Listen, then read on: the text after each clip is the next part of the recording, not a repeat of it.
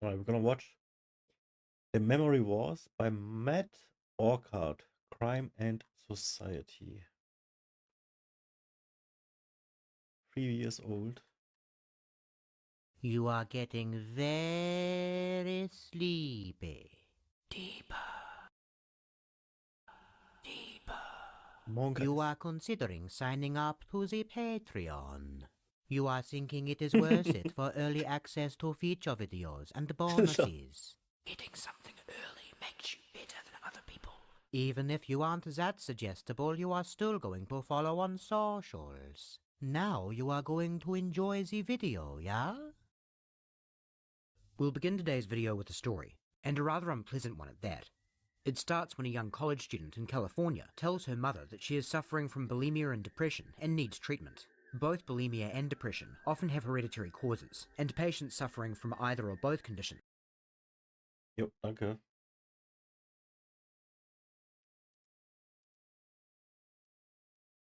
frequently respond well to treatments, such as cognitive behavioral therapy and/or a regimen of prescribed antidepressants. This is based on decades of cumulative research from a range of health organizations, including the International Journal of Eating Disorders and the Journal of Consulting and Clinical Psychology.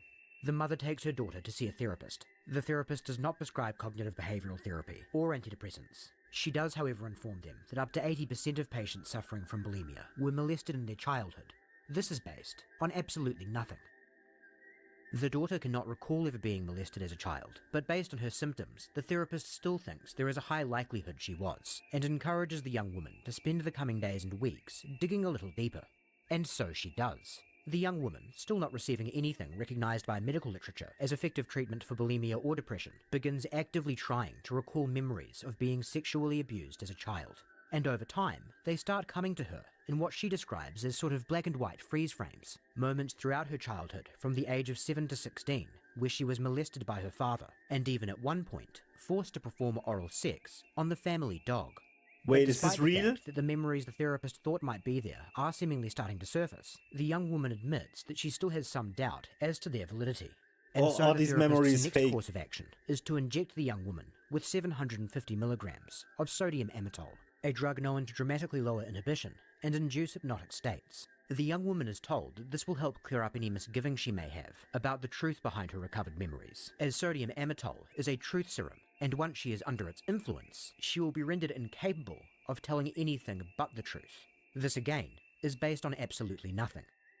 During the amytal interview, the young woman recalls more and more vivid memories of abuse, and afterward, she and her mother become firmly convinced that she was in fact the victim of countless horrific deeds at the hands of her father. Countless horrific deeds that she literally had no memory of at all until just a few months ago. Das tut sie jetzt sich That was the einbilden, ja? story of Holly Ramona. In 1994, her father, Gary Ramona, became the first person in American history to successfully bring a malpractice suit against a therapist of whom he was never a patient. He was awarded $500,000 in damages, having lost his family and his career as a result of the accusations that stemmed from his daughter's therapy. The verdict also made him the first to win a suit against a therapist, on the basis that they had implanted false memories. A major victory not just for Gary Ramona, but also for critics of the theory of repressed memories. However, winning a battle does not mean winning a war.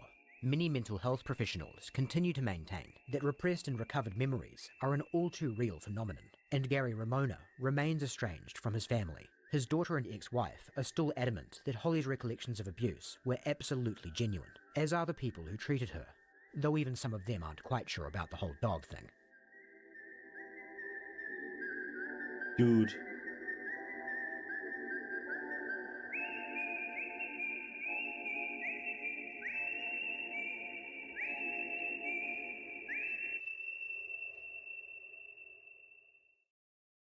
Memory is a funny thing.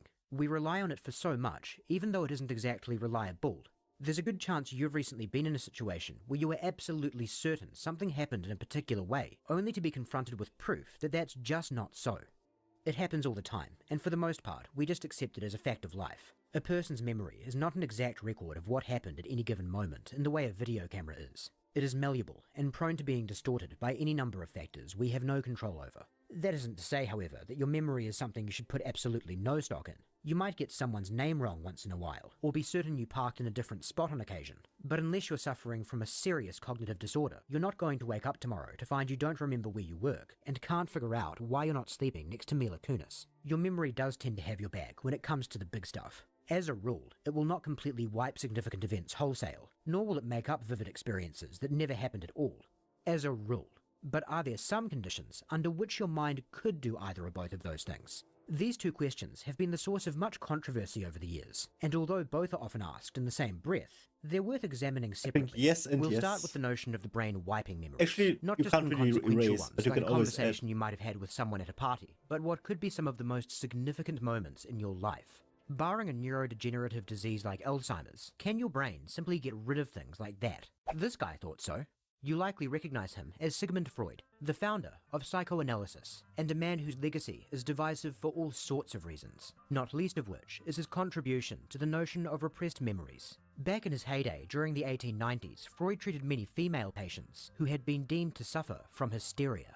That may sound somewhat politically incorrect today, but back then, hysteria was recognized as a legitimate neurotic disorder that manifested in symptoms such as depression, anxiety, insomnia, convulsions, and any number of other things that would generally indicate someone is not in a good headspace. Freud came to posit that the root cause of these women's ills was repressed trauma. That is, that they were molested by their fathers in early childhood and had pushed the painful memories out of their conscious mind. These same painful memories were now festering in their unconscious mind, resulting in the symptoms of hysteria. Only by bringing their histories of abuse out from below the surface and addressing them could the woman be cured. And so Freud set to facilitating the recovery of those repressed memories with the help of hypnosis, purporting that patient after patient had seen their marks of hysteria completely subside after coming to terms with their history of abuse in graphic detail. The thing is, a few years down the road, Freud completely dropped his theory and stated that all of those memories his patients wound up relating were not actually legitimate memories at all, but rather incestuous fantasies. It may come as a relief that we will not be exploring that idea any further in this video. But just because Freud recanted his theory of repressed memories of childhood sexual trauma being to blame for a litany of mental health issues did not mean the notion died with him. Many others would carry that torch through the years, though for the most part of the 20th century it remained largely on the fringes until what we'll call the repression renaissance of the 1980s. The International Society for the Study of Multiple Personality and Dissociation, now known by the much catchier name, the International Society for the Study of Trauma and Dissociation, was founded in 1984 by a collective of physicians and psychologists who shared an interest in abuse victims who had dissociated from their traumatic past, and in some instances created alternate personalities in the process. To get a better idea of the theories and methodology that lie at the heart of the ISSTD, let's take a look at a training video featuring one of its founders, Roberta Sachs. In the video, Sachs treats a woman named Jamie, who has been diagnosed with multiple personality disorder stemming from childhood abuse. This particular video focuses on her use of sand tray therapy, in which a therapist encourages their patient to come to terms with their abuse by staging scenes of it with various toys in a sand-filled box.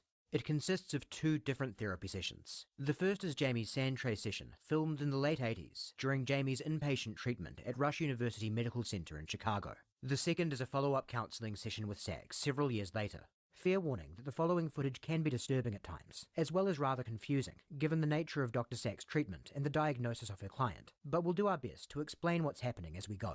The little girl... Well, point to me which little girl? Okay. Who represents me has finally stood on enough coffins to get a total global overview of the abuse she's had since she's been born. In this segment, it's obvious by observing Jamie to hear that she's referring to herself in the third person. And the reason that she's doing that is because it puts some distance between her own personhood and the horrendous abuse that she has portrayed in the sand. So if she talks about it in the third person, it's as if it's not her, but it's someone else. And so then she can emotionally remove herself and not feel the effect. Painful memories of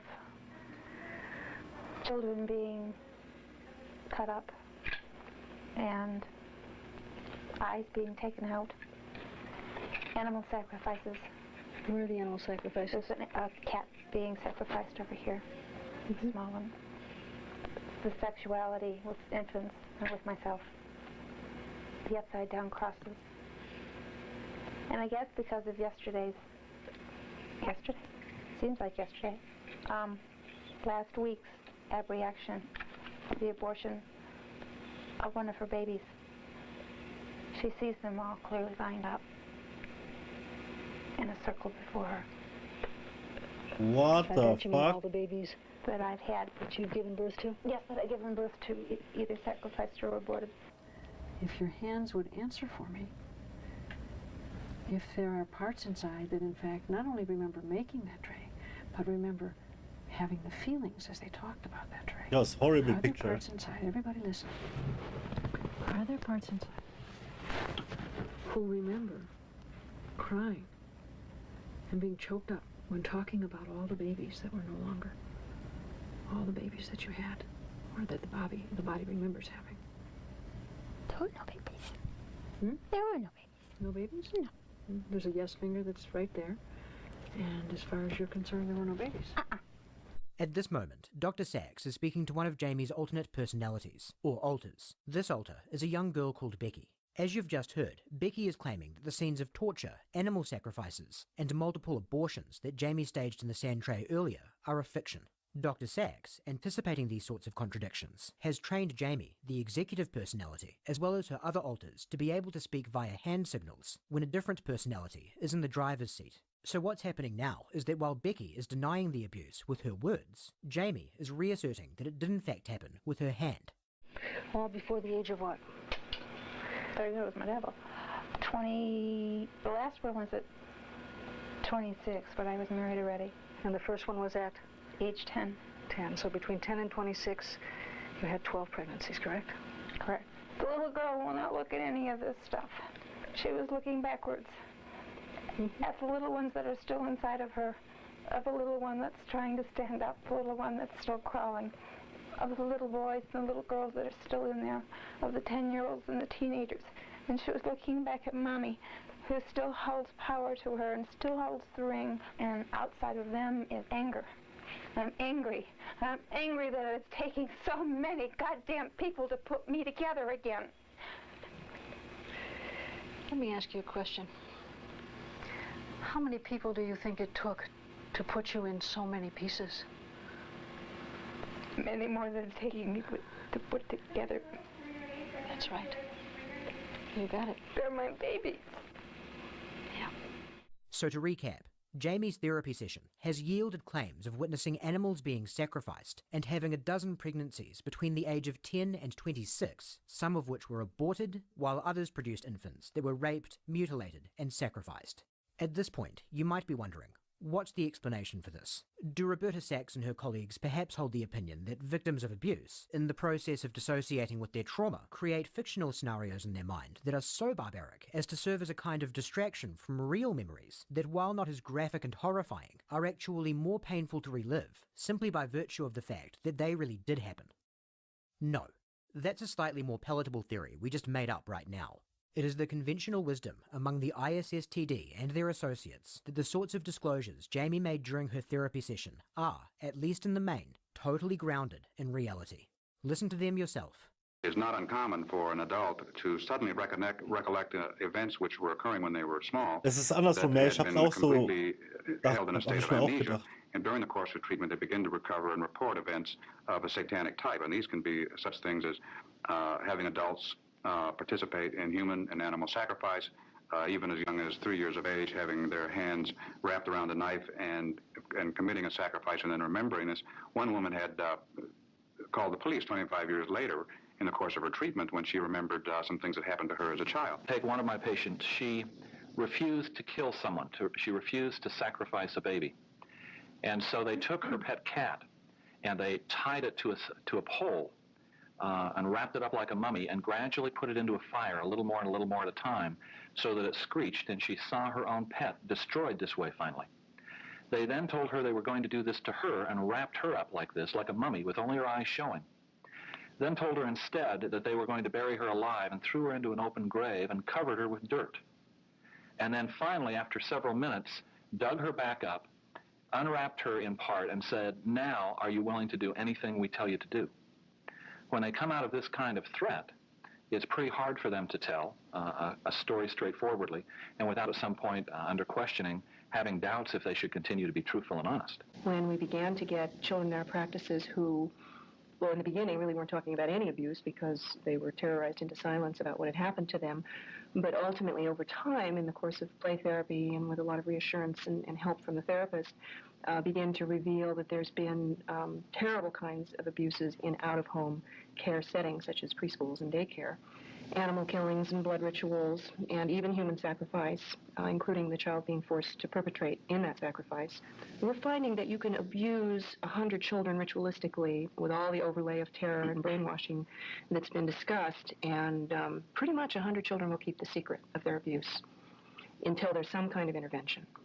One of the things that shows up repeatedly in the sand tray is a figure of a dragon that has two heads that we have. And one ends up with a sign that says true, and the other ends up with a sign that says not true. And it seems to be a never-ending struggle internally for a patient, as well as for therapists, as well as for nursing staff, as well as for other professionals, because it is so difficult to imagine that humanity would be involved in anything like that. I think part of it is, it's painful to think that this may be true. And for me as a therapist, the first thing was, it was painful. I don't want to believe this. And then when I hear it enough times, I can't deny it. It doesn't make sense to me to deny it, at least in terms of I'm hearing it. Then what happens is I get paranoid, and I get scared. And part of the power of the cult, both with the individual and with the others around it, is its ability to induce fear. One was a young girl who described at a fire, at a ceremony, being chosen to be thrown in and burned into the fire. But they said she could save herself if she picked another child to be burned, which she claimed is what happened, and she has to try to live with that experience. And a second was a young girl who had shown complete obedience, brought her best friend into a ceremony knowing that that child had to be sacrificed. And this is somebody under 10 years of age, probably 6, 7 years of age, and her friend was killed, and she was demonstrating obedience to cult authority. Though we've said a lot of terrible things, a lot of scary things have been said here, we have to be careful that we don't get a mass hysteria and a paranoia. So children all across the nation are being tortured, buried alive, and forced to sacrifice animals into other children, sometimes throwing them into fire pits. But hey, let's not let this turn into some kind of panic or anything. But despite ISSTD founder Bennett Braun's level-headed words of caution, when the notion that the sorts of things you've just seen him and his colleagues describe were actually happening began to gain traction, there was indeed a bit of what you might call hysteria. The most famous case, in what is now widely these cases now are happening, yeah? is that the of one in the Martin start Preschool was in made Manhattan up Beach, California. in her head. The short version is this. The mother of one of the attending preschoolers became concerned when her son began experiencing painful bowel movements. It's She like the subsequently PDD makes a parties. complaint to the police that her son is being sodomized by one of the teachers. After investigating the claim, the police conclude there is not enough evidence to arrest the teacher in question, Ray Bucky. Still concerned about the possibility of abuse, however, they send out a form letter to 200 parents, stating that they are investigating the possibility of child molestation in the preschool, and asking them to question their children as to whether they have witnessed abuse or been subject to it themselves. The letter, understandably, proves to be quite the cause of alarm among many of the parents. From there, hundreds of children are interviewed at a therapy clinic called Children's Institute International, and there winds up being a very common pattern in the interviews. First, a child would say there had been no abuse, but then after what could be fairly described as prodding by the therapist, they would say that there had been. And then a little further down the line, some of the children's accounts became wilder and wilder. Mutilated babies, animal sacrifices, blood rituals, flying witches, secret tunnels, torture chambers, and even hot air balloon rides. In total, 7 of the daycare workers were implicated in the abuse. Fast forward 7 years And I believe $15 million later, and the McMartin trial was cemented as the longest and most expensive in the history of the United States. No evidence of the ghastly rituals ever emerged, and the case resulted in 0 convictions. That basic sequence of events proved to be somewhat of a template for dozens upon dozens of daycare scares throughout the states and across the world. A parent becomes concerned, police investigate, and therapists are involved. Children say nothing happened, then something happened, then the unspeakable and sometimes the impossible happened. No evidence is found, but the community is left shaken to the core. And it wasn't just children coming forward with these sorts of accounts. As you saw earlier with the example of Jamie, grown adults were coming out of therapy with memories of being subjected to unspeakably wicked acts. But just as with the daycare cases, corroboration was wanting. So what gives? There are only 2 real possibilities. Either satanic torture rituals were occurring en masse throughout the world, and all the perpetrators were just exceedingly skilled at completely covering their tracks. All of the accusations, or at least the most heinous of them, were false. Hopefully you won't object to our suggesting that the latter proposition seems more likely. But if you are to accept that, you're still left with a big question that needs a good answer. How could it be that so many people, young and old, who had never come into contact with one another, were all coming forward with strikingly similar and vivid recollections? That is the question around which the memory wars really start to heat up. If I meet somebody on an airplane and I say I study memory, they usually want to tell me how they have trouble remembering names, or they've got a relative who's got Alzheimer's or some kind of memory problem. But I have to tell them, I don't study when people forget. I study the opposite, when they remember. I study false memories. This is Elizabeth Loftus. Loftus is a cognitive psychologist, arguably the world's foremost expert on human memory, and has been named by the Review of General Psychology as one of the 100 most influential psychological researchers of the 20th century. She has also been called a liar, evil, and a vicious predatory bitch.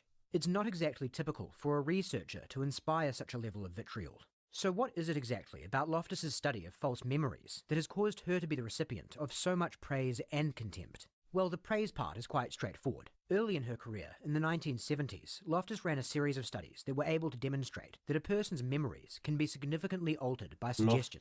For instance, in one study, we showed people a simulated accident, and we asked people how fast were the cars going when they hit each other. And we asked other people how fast were the cars going when they smashed into each other.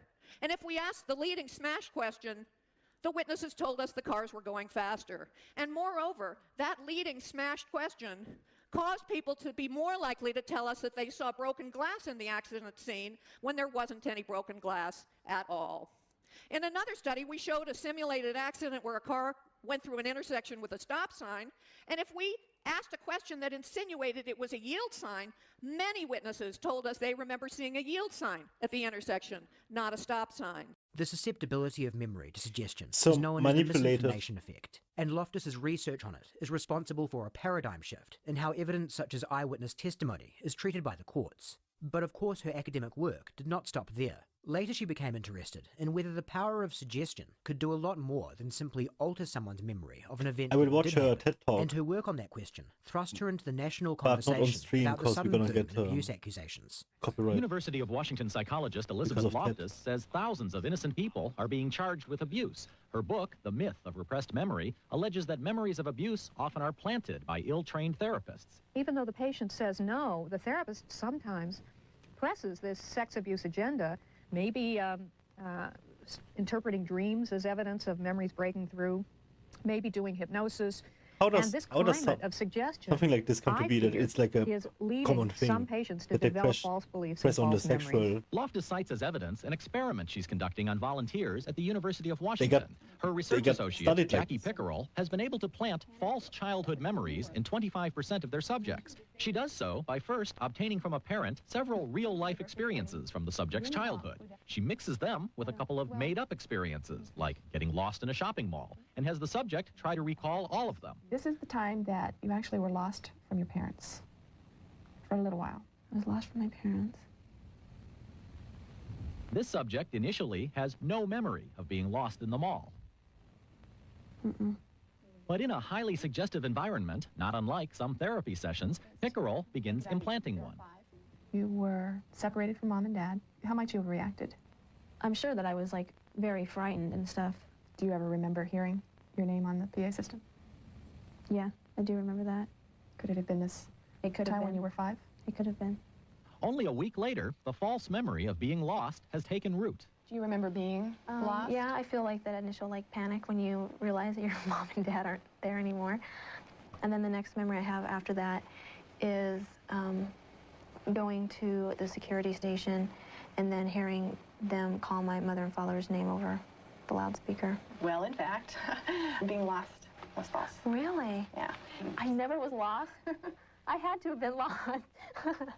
What these studies are showing is that it is possible to get people to believe that entire events happened to them in their childhood that didn't really happen. And as alarming as that revelation may be, there is a rather obvious objection to it. Being lost in a shopping mall is a far cry from being molested or tortured. This is an issue that highlights how researchers like Elizabeth Loftus largely have their hands tied. In order to research whether someone can have a memory of being abused by their parent or a caregiver as a child implanted, you would have to actually try to implant such a memory in volunteers. And of course, all the consent forms in the world will never change that from being a completely unethical endeavour.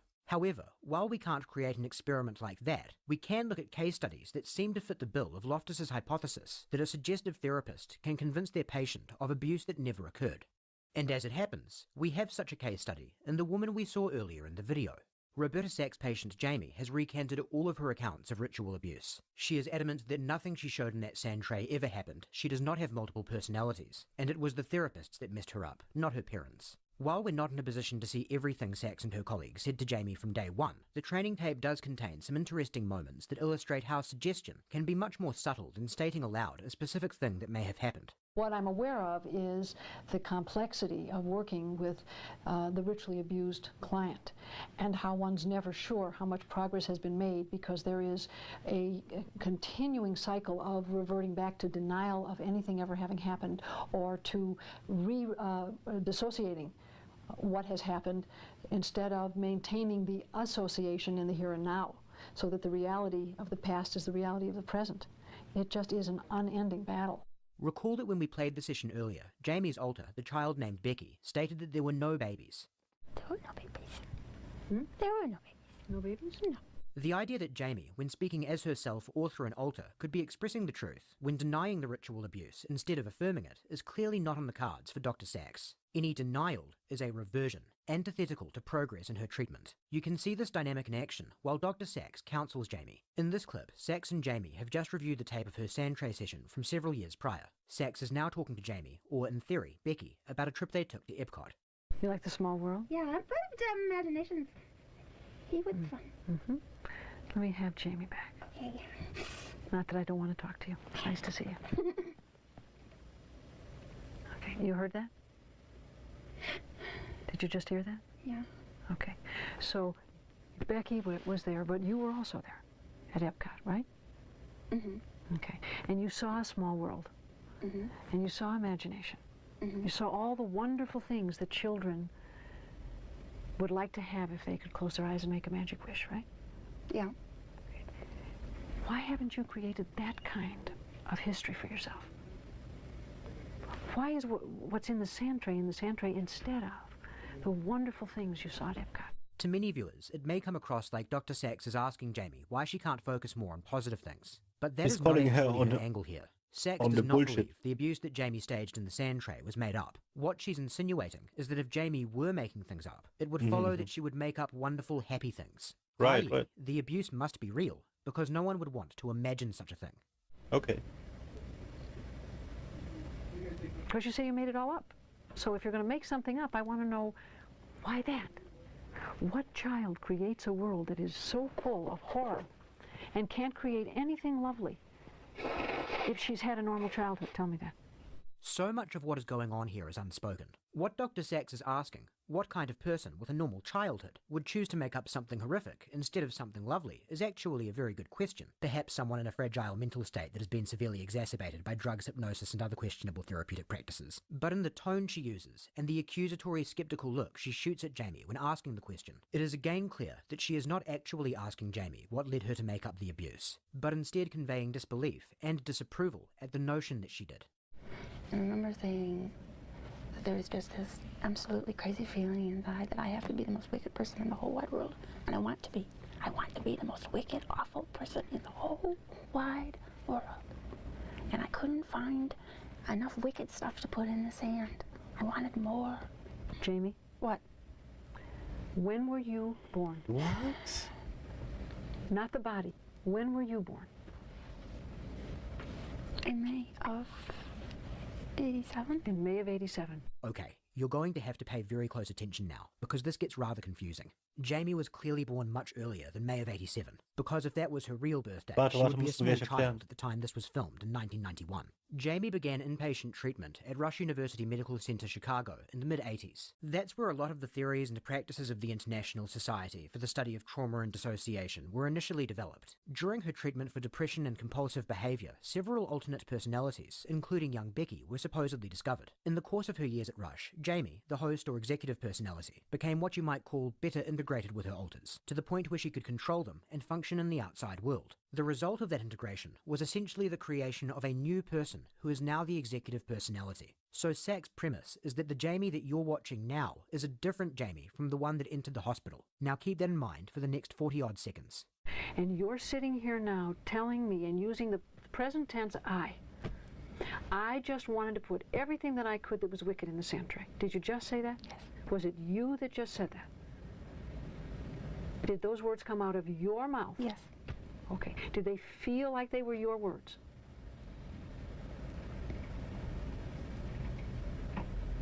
Yes. Now, you tell me how we make sense out of that. Don't ask me.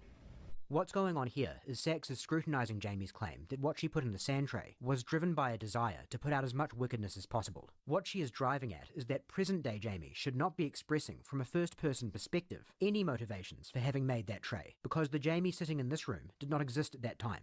All of this serves to push back on the notion that the ritual abuse was not real, and reinforce the idea that there is factual information held only by hidden personalities.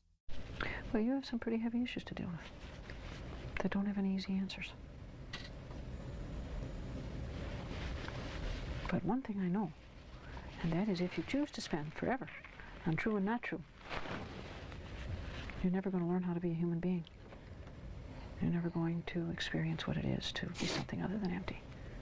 Sachs is a true believer in satanic ritual abuse, so in fairness to her, it is worth remembering that she really is trying to help. But it can't be overstated how psychologically damaging it can be to tell someone that they will forever be empty inside unless they settle on what's true, with the underlying implication being that what's true is a history of horrific abuse. Her therapy session with Jamie demonstrates the power of suggestion via intonation, body language, and even at times borderline hostility toward a patient that isn't giving you the answers you want. And based on the behaviour we see from Sachs, it isn't difficult to imagine how Jamie may have been influenced to stage scenes of ritual abuse, or to accept the idea that whatever she imagined was a factual representation of her own past.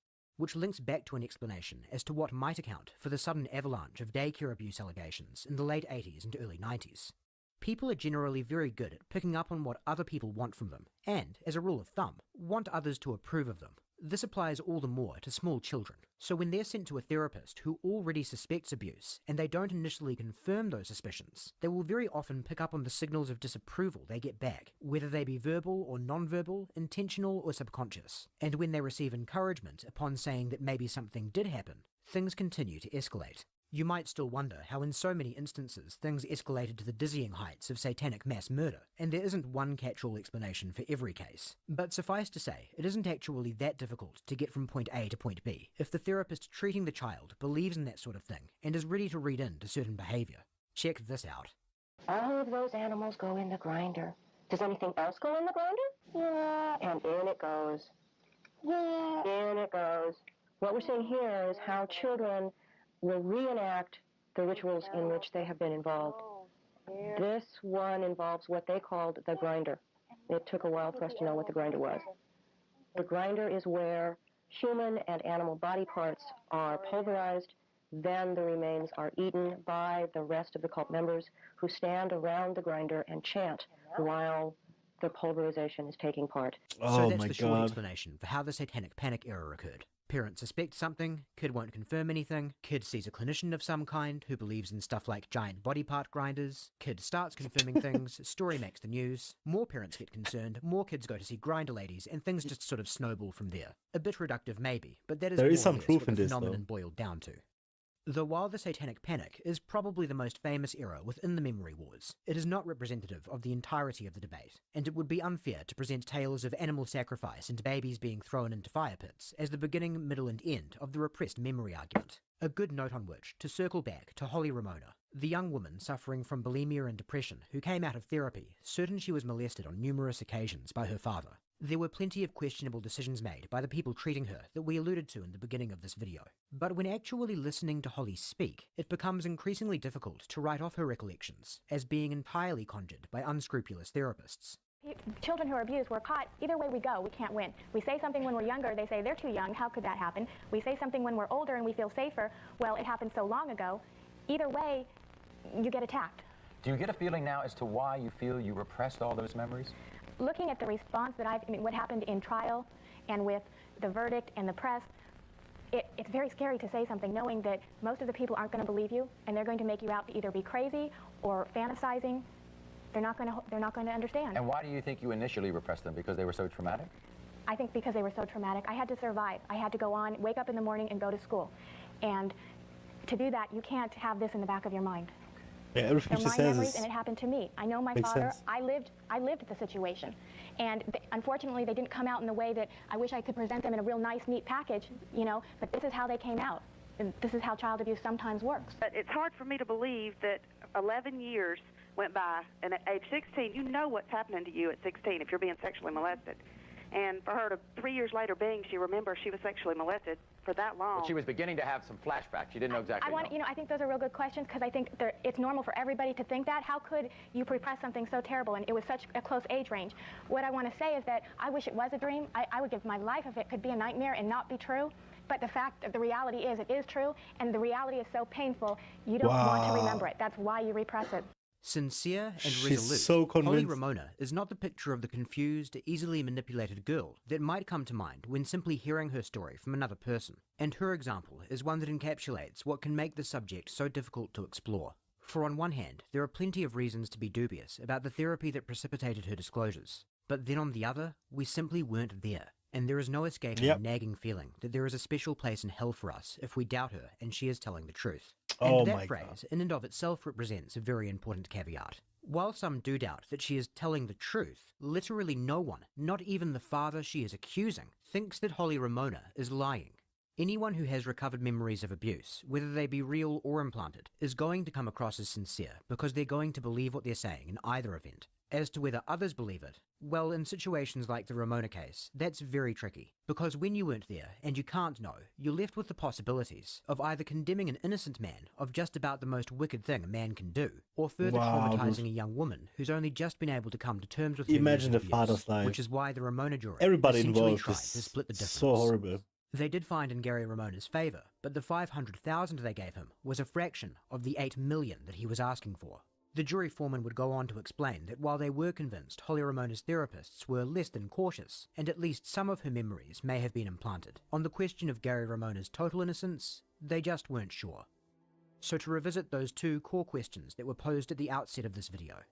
Can your mind make up vivid experiences which never happened at all? Yes.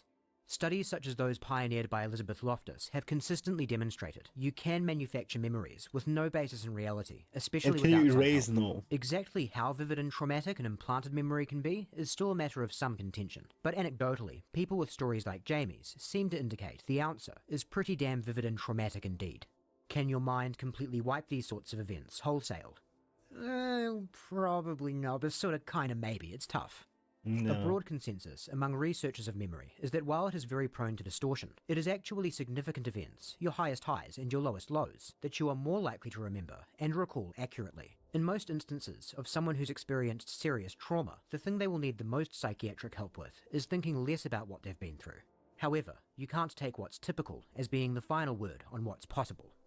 The problem with recovered memories of sex crimes is that the only way to verify their validity is to verify that those crimes actually occurred, something that is exceedingly difficult to impossible when they are reported 3, 5, 10, or even more years after the fact. So if this phenomenon is real, you can't exactly blame victims for coming up short with proof. And a final note on blame, and who and what to believe. It's important to state that trauma-induced amnesia is not the only or even most common reason given for delayed disclosure. Factors such as shame, fear, and a desire to wipe something from one's mind, rather than actually believe I have succeeding in trauma-induced doing so, are other amnesia. big reasons that someone might hesitate in reporting abuse. And so 'Cause I when looking can't, at like, cases remember where someone discloses something plausible anything up and then until in the I was, process like, of therapy goes on to report more and more radical 7 or habits, 8 we or could so. be looking at a multitude of intersecting factors. A genuine recovered memory or delayed disclosure that's followed by suggestive therapy that results in additional implanted memories and falsehoods. And what I Just think I because we do wind up with a remember case during that that looks time suspect in is certain areas horrible. doesn't Nobody mean knows nothing that. I did When not tell considering anybody. all It's so this, crazy, it guys. becomes clear why the memory wars are such It's a so heated insane. topic of debate. Some of the most nuclear points of discussion in modern society, intermingled with raw emotion and inherently limited data, all adding up to a frustratingly scant amount of concrete conclusions. More frustrating still, it's likely a war that will never end. Right about the time I was taking a new job at the University of California in Irvine, I got contacted by a woman who told me that, like many of the women who contacted me, that she was so upset. Her daughter was estranged from the family. She was developing all these memories of abuse that the mother was positive never happened. And when I said to this mother, this sad new mother, I said, why don't you try to find out who is your daughter's therapist? Maybe we can find out it's one of the therapists who tends to be implicated in these cases. She went away and she came back and she said, I found out my daughter's therapist's name. It's Holly Ramona. Wait, what was the end? Modern society. The victim in the end became a therapist? Did that happen? Will never end. Right about the time I was taking a new job at the University of California in Irvine, I got contacted by a woman who told me that, like many of the women who contact me, that she was so upset. Her daughter was estranged from the family. She was developing all these memories of abuse that the mother was positive never happened. And when I said to this sad new mother, I said, why don't you try to find out who is your daughter's therapist? Maybe we can find out it's one of the therapists who tends to be implicated in these cases. She went away and she came back and she said, I found out my daughter's therapist's name. It's Holly Ramona. What the fuck? And so it continues, man. Dude. Jo, der war gut. Caleb. The memory was interesting. There's nothing you can't believe nowadays. Everything is happened. There is everything for everybody. Think about it. And it is. Think about the weirdest, most fucked up thing you ever seen in your life. Or story you heard. Anything you watched on 4chan or whatever kind of dark web. Think of that, yeah? And now think, in this situation there was a camera recording it. How many more situations are there in the world where this stuff happens where there is no camera?